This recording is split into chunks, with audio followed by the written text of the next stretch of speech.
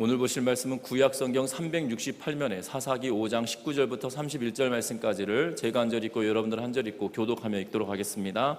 사사기 5장 19절부터 31절 말씀까지를 제가 한 절 읽고 여러분들 한 절 읽고 교독하며 읽습니다. 왕들이 와서 싸울 때에 가나안 왕들이 무깃도 물가 다안악에서 싸웠으나 은을 탈취하지 못하였도다.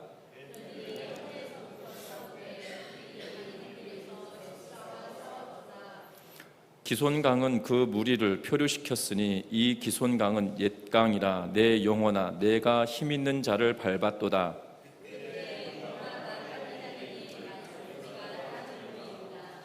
여호와의 사자의 말씀에 메로스를 저주하라. 너희가 거듭거듭 그 주민들을 저주할 것은 그들이 와서 여호와를 돕지 아니하며 여호와를 도와 용사를 치지 아니함이라 하시도다.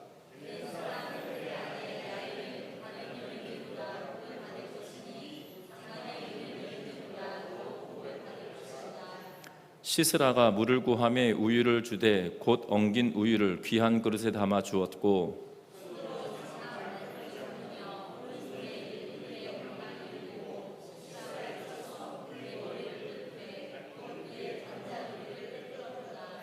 그가 그의 발 앞에 구부러지며 엎드러지고 쓰러지고 그의 발 앞에 구부러져 엎드려져서 그 구부러진 곳에 엎드려져 죽었도다.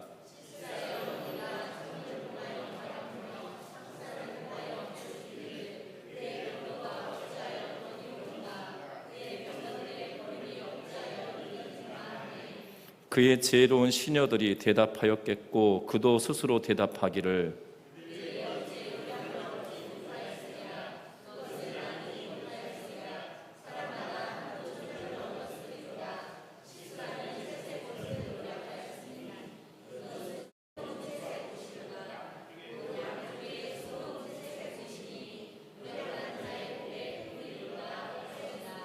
같이 읽습니다. 여호와여 주의 원수들은 다 이와 같이 망하게 하시고 주를 사랑하는 자들은 해가 힘있게 돋든 같게 하시옵소서 하니라.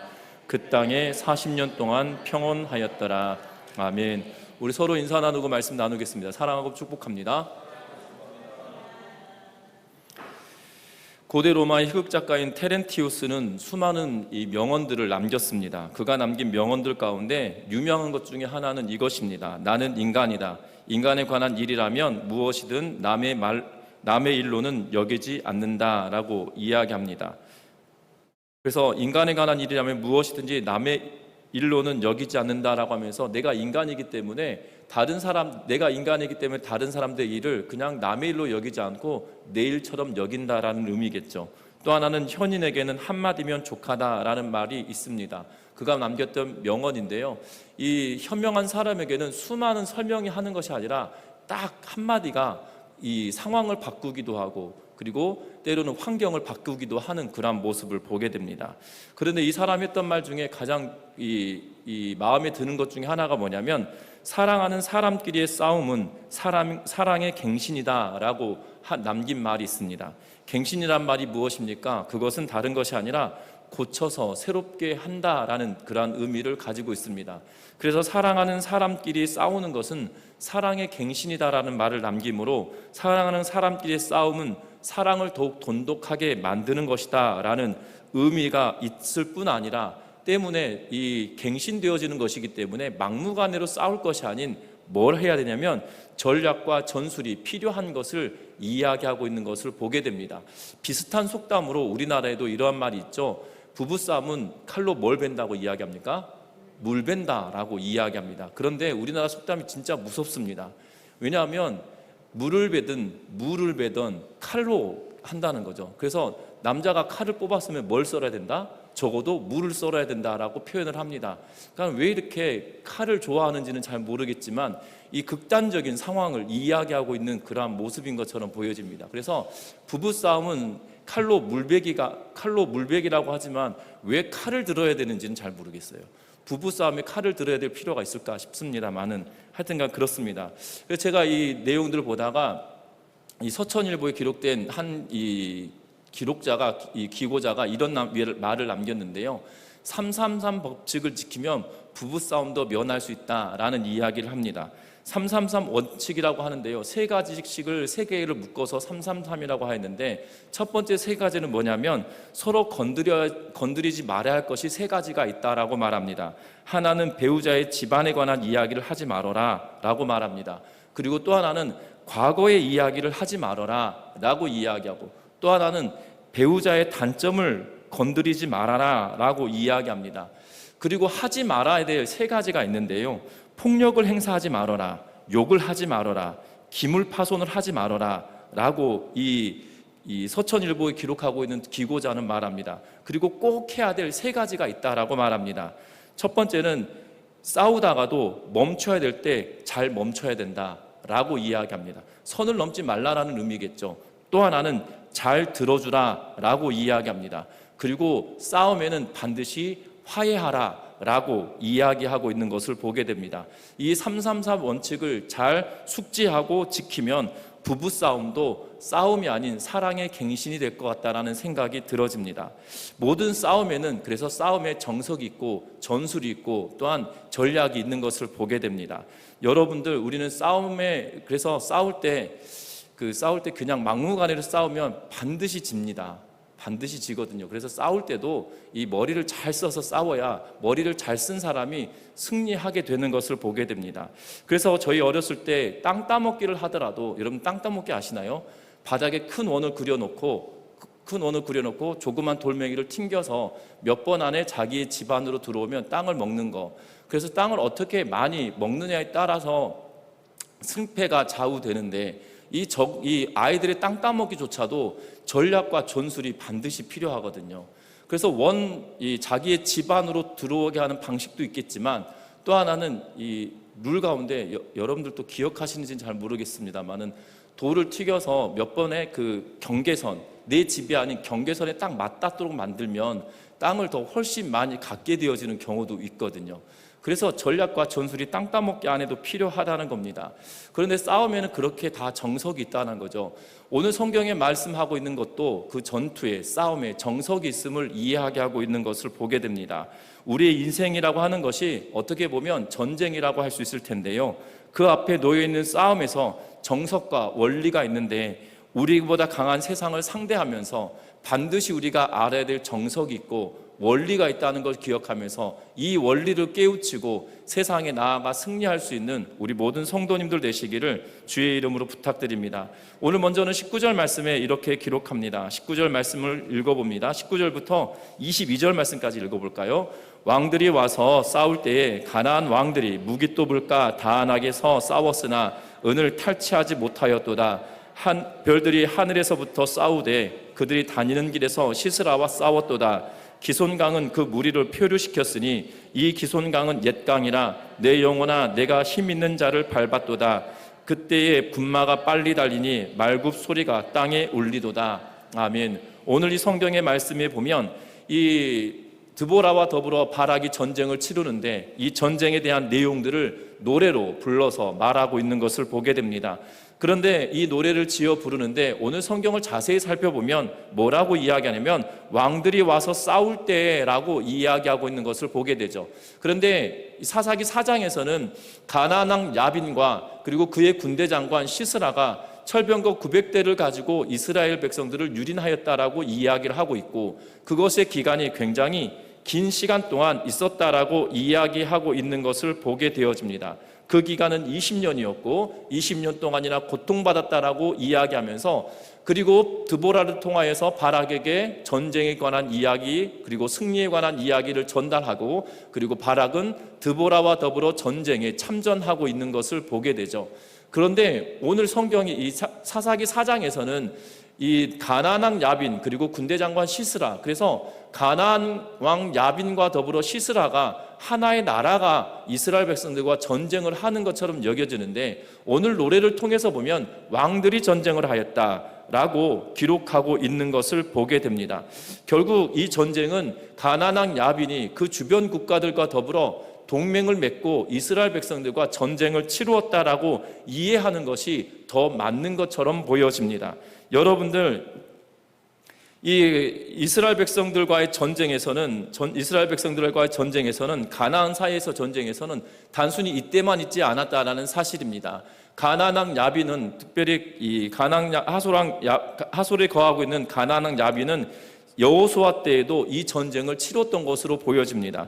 여호수아 11장 1절부터 5절 말씀까지를 통해서 보면 군대가 해변의 모래와 같이 많이 모였는데 그 많이 모였던 군대는 다른 것이 아니라 가나안 왕 야빈을 중심으로 이 북부 지방의 여러 왕들이 함께 동참하고 이 전쟁을 치르고 있는 그러한 모습을 보게 된다는 거죠. 가나안 왕 야빈을 포함하여서 동맹하였던 사람들이 어디에서 전쟁을 벌이고 있냐면 무깃도 물가 다한악에서 오늘 전쟁을 벌이고 있다라고 말합니다. 그래서 9절에 보면 무깃도 물가 다한악에서 싸웠으나라고 이야기하고 있는 것을 보게 되죠. 여러분들, 무깃도 물가는 기손강이 흐르고 있는 그 유역 가운데 하나라고 이야기합니다. 무깃도와 다한악은 기손강 남부에 있는 성읍이고 그리고 그곳에 기손강이 흐르고 있음을 이야기하고 있는 것을 보게 됩니다. 또한 다볼산은 기손강의 북동쪽에 있는 그러한 산이고, 그래서 다볼산과 무깃도와 다한악 사이에 있는 이 기손강 골짜기에서 이 전쟁이 치루어졌다라고 이해해도 될 것 같습니다. 이렇게 설명하면 목사님 도대체 지리를 머릿속에 들어오지 않는데 이게 무슨 말인가 하실 것 같아요. 쉽게 말하면 이겁니다. 우리 지형으로 따져보면 이 이스라엘 백성들은 지리산에 있고, 그리고 이 가나안 야빈은 저쪽 군산에 있는 거예요. 그러면 전쟁을 치르면 어느 쯤에서 전쟁을 치르는 게 좋을 것 같으십니까? 여기 이 전주나 이 김제나 이쪽에서 전쟁을 벌이고 있다고 생각하시면 되는 거예요. 그러니까 이스라엘 백성들이 산 쪽에 있다가 들녘으로 내려오고 있는데, 여러분들 병거를 가지고 있는 군대와 싸울 때는 들녘에서 싸우면 반드시 패합니다. 병거를 가지고 있다라면 산의 지형을 이용하는 것이 훨씬 수월한 전쟁일 것임에도 불구하고 이 전쟁을 이 군산이나 저쪽 부안 바닷가에 있던 사람들이 올라와서 이 김제나 부안 평야의 지역에 거하면서 전쟁을 치렀다라고 생각하면 되실 것 같아요. 그런 전쟁입니다. 그런데 이 전쟁을 어떻게 치르고 있냐면 오늘 성경에 보면 놀랍니다. 20절 말씀에 별들이 하늘에서 싸우되라고 기록하고 있습니다. 그리고 21절에 보면 기손강은 그 무리를 표류시켰으니 라고 말합니다. 오늘 성경 특별히 4장에 보면 이 전쟁을 어떻게 이야기하고 있냐면 전쟁은 이렇게 이야기합니다. 4장 15절에 여호와께서 바락 앞에서 시스라와 그의 모든 병거와 그의 온 군대를 칼날로 혼란에 빠지게 하심에 라고 성경은 기록하고 있죠. 결국 하나님께서 이 전쟁에 참전하시고 하나님께서 이 전쟁을 승리케 하셨다라고 이야기하면서 이스라엘 백성들이 그들을 혼란케 한 것이 아니라 하나님께서 그들을 혼란케 하셨다라고 이야기하고 있는 것을 보게 됩니다.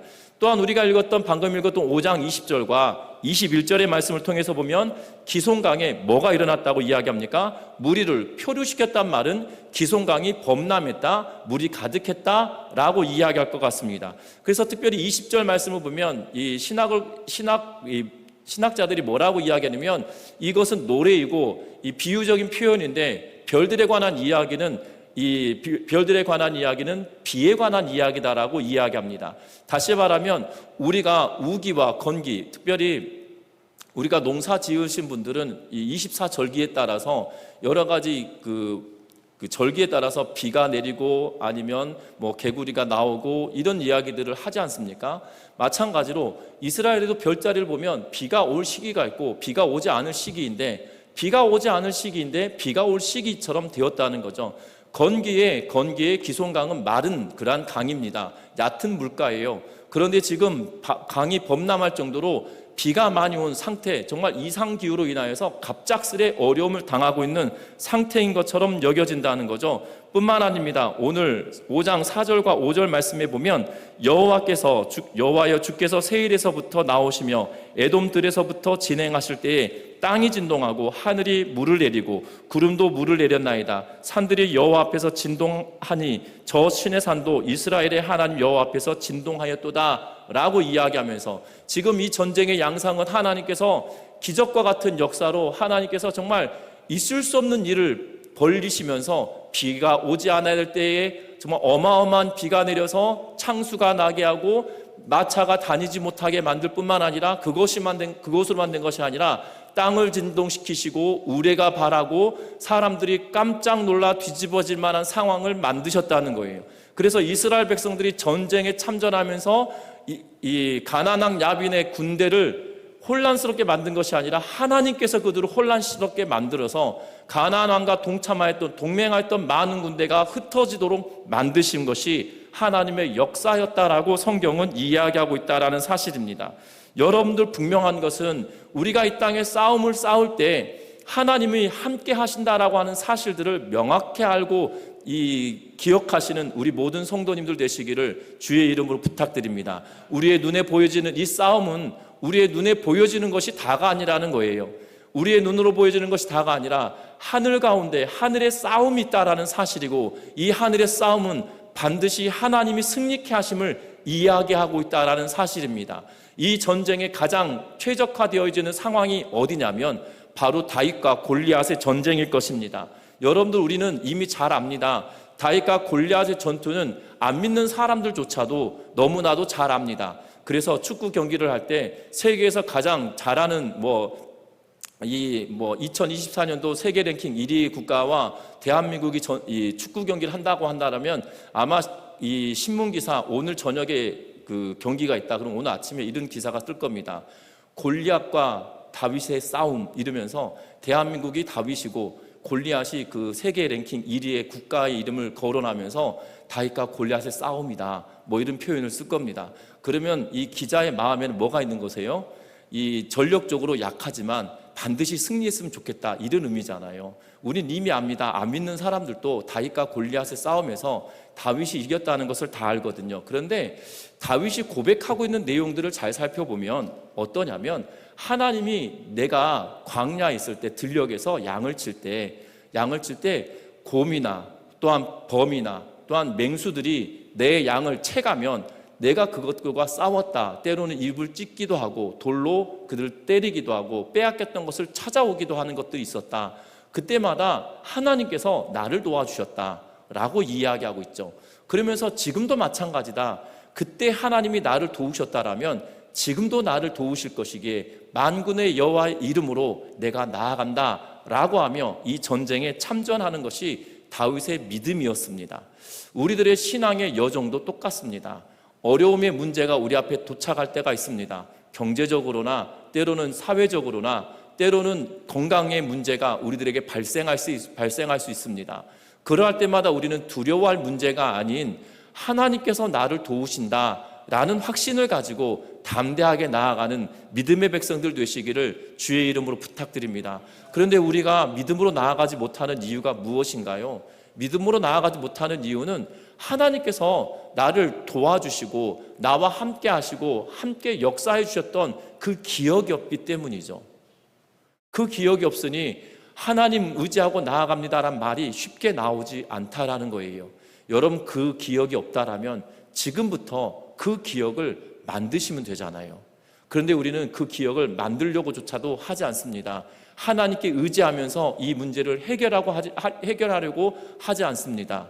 분명한 것은 지금 나에게 닥쳐있는 이 문제가 두렵고 염려가 되고 걱정이 되는 그 순간이라 할지라도 하나님을 전심으로 의지하면서 이 싸움에 승리할 거다는 기대를 가지고 나아가는 우리 모두가 되시기를 주의 이름으로 부탁드립니다. 왜 그러냐면 오늘 이 드보라의 노래에 비밀이 숨겨져 있기 때문이에요. 앞에서도 말씀드렸지만 가나안 왕 야빈을 통하여서 이미 한 번의 전쟁이 아니라 여호수아 시대에도 전쟁이 있었다라고 말씀을 드리며 여호수아 11장의 말씀이 그들 가운데 있었다라고 말씀을 드렸습니다. 결국 이 전쟁은 과거에 승리케 하셨던 그 하나님, 어떻게 보면 양상이 똑같습니다. 하솔 왕을 통하여서 가나안 북부 지방에 있던 왕들이 연합하여서 이스라엘과 전쟁을 치르는 상황, 지금도 마찬가지죠. 이스라엘과 가나안 왕 야빈을 통하여 동맹한 나라들과의 전쟁을 치르는 상황, 이 똑같은 상황이 벌어졌다는 겁니다. 그런데 이 전쟁의 결과는, 성패는 결국 하나님께서 여호수아 시대에도 똑같이 역사하셨던 하나님, 지금도 동일하게 역사하셨습니다라고 고백하고 있다는 거예요. 저와 여러분들의 인생에도 어려운 문제가 닥칠 때마다 그 하나님을 의지하면서 하늘의 싸움을 하나님께서 주관하심을 기억하며 우리의 전쟁도 하나님께서 이기게 하실 것을 기대하며 나아가는 우리 모두가 되시기를 주의 이름으로 부탁드립니다. 뿐만 아닙니다. 하늘의 전쟁이 있었다라면 땅 아래에서도 전쟁이 있는 것을 보게 되죠. 특별히 23절부터 시작하여서 27절 말씀까지 보면 두 부류에 관한 사람들을 비교하고 있는 것을 보게 됩니다. 특별히 23절 말씀을 같이 읽어보는데요. 23절입니다. 여호와의 사자의 말씀에 메로스를 저주하라.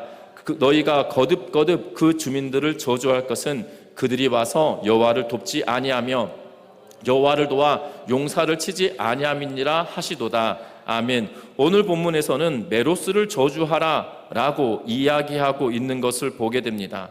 이 메로스는 정확하게 어디인지를 알 수는 없지만 이 문맥상 또한 오늘 이 이스라엘 땅에 살고 있었던 당시의 사람들의 이 기록들을 통해서 보면 아마 기손강 주변에 있었던 마을로 추정된다는 거예요. 그런데 메로스에 대하여 뭐라고 이야기하면 메로스를 저주해라 라고 이야기하고 너희가 거듭 저주하라 라고 하면서 강조하고 있는 것을 보게 되죠. 저주하란 말을 앞과 뒤에 두면서 중간에 거듭이라고 하는 단어를 넣어서 반드시 저주하라 라는 의미로 사정없이 저주하라, 그리고 철저하게 저주하라 라는 의미로 번역할 수 있을 만큼 그러한 단어를 쓰고 있습니다. 철저하게 그리고 사정없이 저주하라고 말하고 있다는 거죠. 그 불참의 이유를 뭐라고 이야기하냐면 여호와를 돕지 않았기 때문이다라고 성경은 말씀하고 있는 것을 보게 됩니다. 그 이전에 지난 시간에도 보았던 것처럼 이 15절부터 17절 말씀에 어떤 일이 벌어졌냐면 이 전장에 참전하지 않았던 지파들에 대하여 하나님께서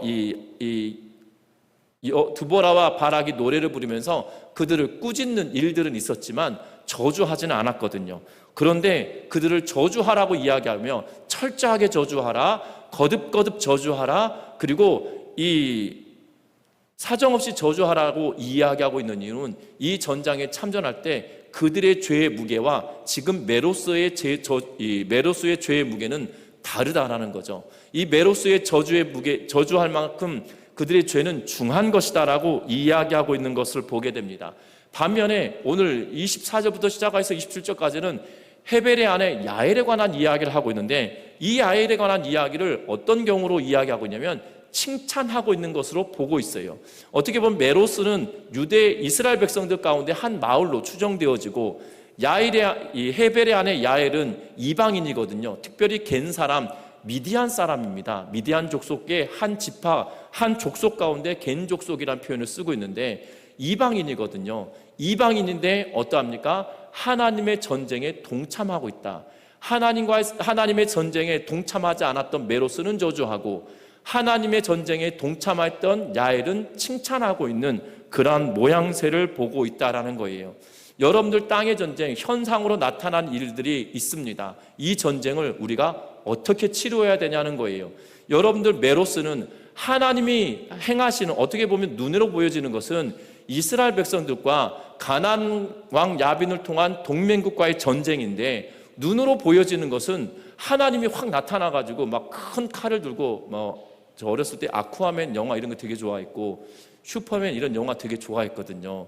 그러니까 하나님이 슈퍼맨처럼 딱 나타나서 막 눈에서 광선을 쏘시고 바람을 불어서 막 이 사람도 막 날려버리고 이러면 참 좋겠는데 하나님은 그렇게 전쟁을 하지 않으시거든요. 누가 싸웁니까? 이스라엘 백성들이 싸워요. 20년 동안이나 고통당하면서도 한 번도 독립운동이나 전쟁에 참전하고 싸워보지 못했던 비리비리했던 이스라엘 백성들과 지금 가나안 왕 야빈과 동맹하고 있는 철병국 900대를 가지고 있는 사람들이 딱 나타났어요. 그러면 아무리 동족이다 할지라도 그럼 여러분들 어디에 서는 게 마땅합니까? 어디에 서는 게 마땅할 것 같으세요? 메로스 사람들이 눈으로 보여지는 것을 보면 굉장히 현명한 판단을 한 것 같아요. 사람이 눈으로 보면 굉장히 현명한 판단을 한 겁니다.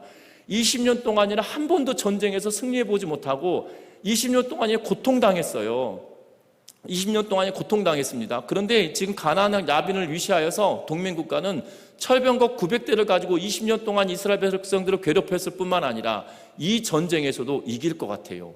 무장 상태로 보면 반드시 가나안 야빈과 이 동맹 국가들이 이기는 것이 확실하거든요. 3만 명이 모였다 할지라도 이 군대와는 될 수 없는 그러한 상태인 거죠. 그래서 메로스 사람들은 이스라엘을 택한 것이 아니라 이 가나안 야빈을 통한 동맹국을 택하였던 걸로 보여지고, 그래서 그 어떠한 것도 행하지 않았던 걸로 보여져요. 동족을 해할 수도 없고, 그렇다고 해서 동족을 배반할 수도 없고, 그렇다고 해서 이 가나안 야빈을 대적할 수도 없고, 그래서 그 어떠한 것도 행하지 않고 참전하지 않았던 모양새처럼 보여진다는 거예요. 그런데 반대로 오늘 이 헤벨의 아내 야엘은 어떻게 보면 지금 하나님의 백성들과의 전쟁은 하나님께서 함께 하신다는 사실을 떠나서 현상으로 보면 누가 승리할 것이 뻔해요.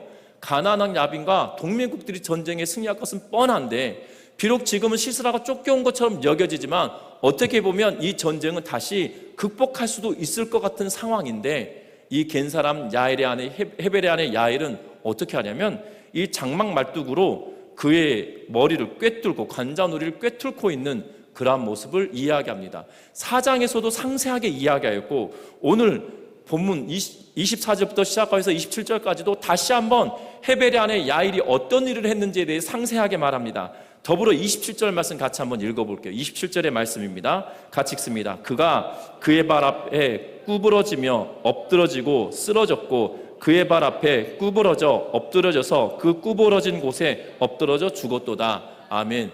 제가 PPT 준비하면서 내가 잘못 썼나 싶었습니다. 왜냐하면 보세요. 그가 그의 발 앞에 구부러지며 엎드러지고 쓰러졌고, 그의 발 앞에 구부러지고 엎드러져서 그 구부러진 곳에서 엎드러져 죽었도다라고 이야기하면서 구부러지고 엎드러지고 쓰러지고, 이거 반복해가지고 내가 지금 잘못 썼나 싶어가지고 성경을 다시 봤더니 똑같아요.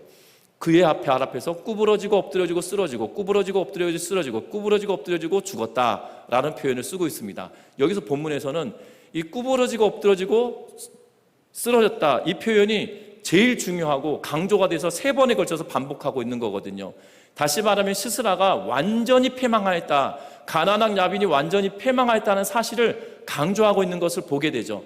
여러분들 이 두 부류, 메로스라고 하는 마을의 사람들과 헤벨의 아내 야일의 차이가 뭘까요?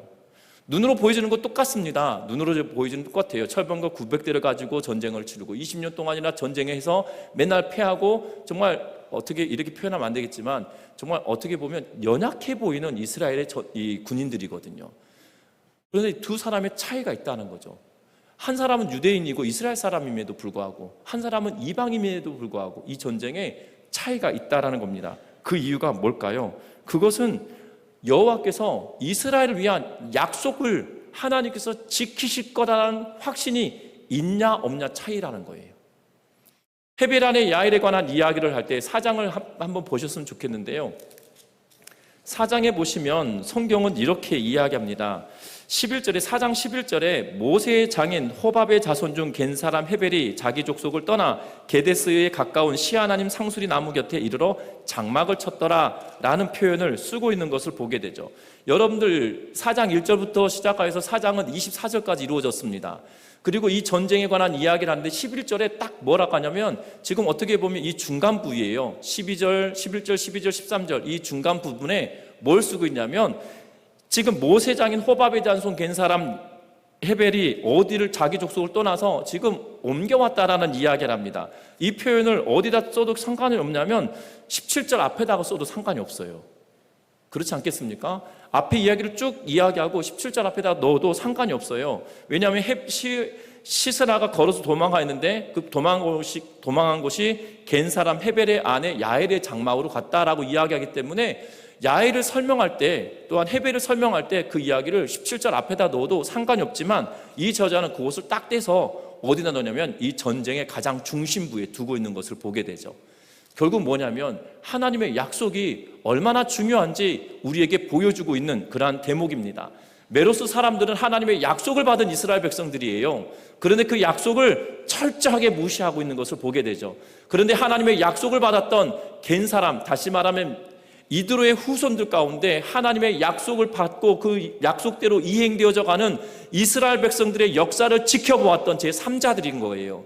그런데 그 3자가 뭘 하고 있냐면 그 하나님의 약속을 눈으로 확인하고 그 약속을 붙들고 지키고 살아가는 그 유무가 있었다는 거죠. 메로스 사람들은 유대인 이스라엘 백성들임에도 불구하고 약속을 우습게 여겼다라면 이방인이었던 이 야엘은 그 약속을 존귀하게 여기고 그 약속을 붙들고 나아갔다라는 사실입니다. 이 땅의 전쟁도 마찬가지입니다. 이 땅의 전쟁을 치르는 현실을 살아가는 내가 어떤 마음을 가지고 있냐가 중요하다는 거예요. 이 땅을 살아가는 우리는 어떤 마음을 가지고 있어야 되냐는 거예요. 하나님의 약속이 나에게 있고 그 약속이 철저하게 이행되어지고 이루어질 것을 믿느냐 믿지 않느냐, 그 차이에 따라 이 전쟁의 성패는 달라진다는 거예요. 메로스는 저주받은 자리에 서게 되고요, 헤벨의 아내 야엘은 칭찬받는, 상급을 받는 자리에 서게 되는 것을 보게 된다는 겁니다. 저와 여러분들은 어느 자리에 서기를 원하시나요?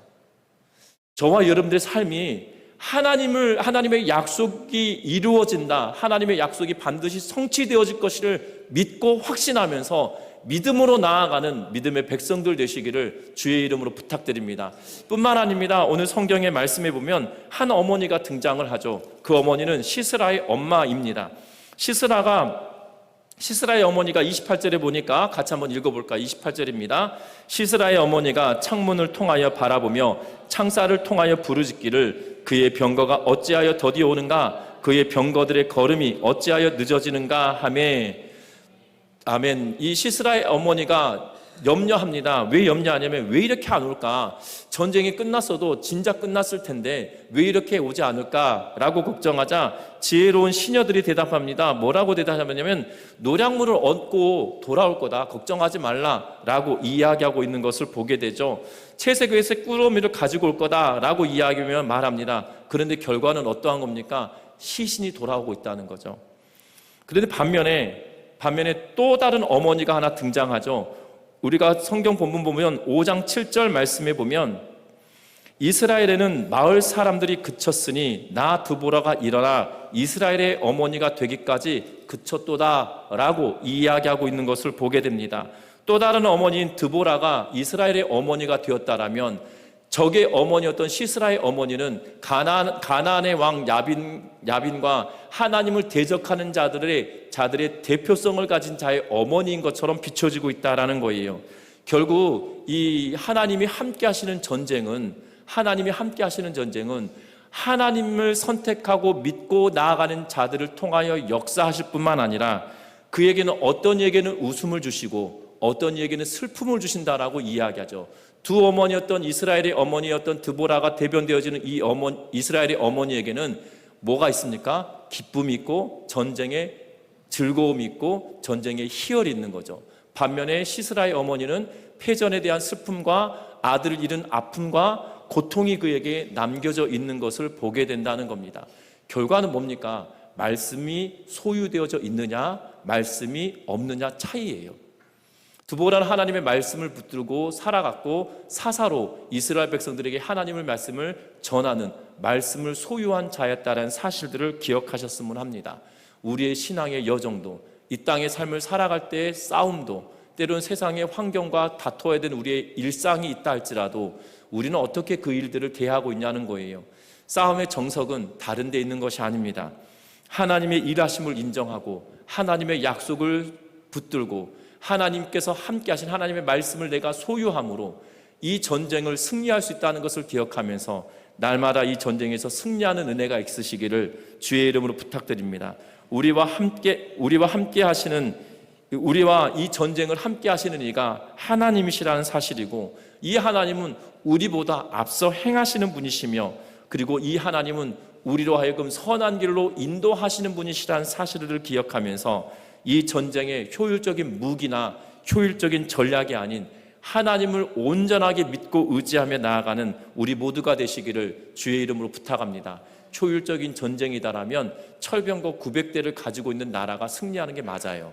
그런데 아무런 무장이 없던 이스라엘 백성들, 기껏해야 농기구 들고 나왔을 법한 이들이 전쟁에 승리하는 것은 하나님의 능력이다라고 말할 수밖에 없다라는 사실입니다.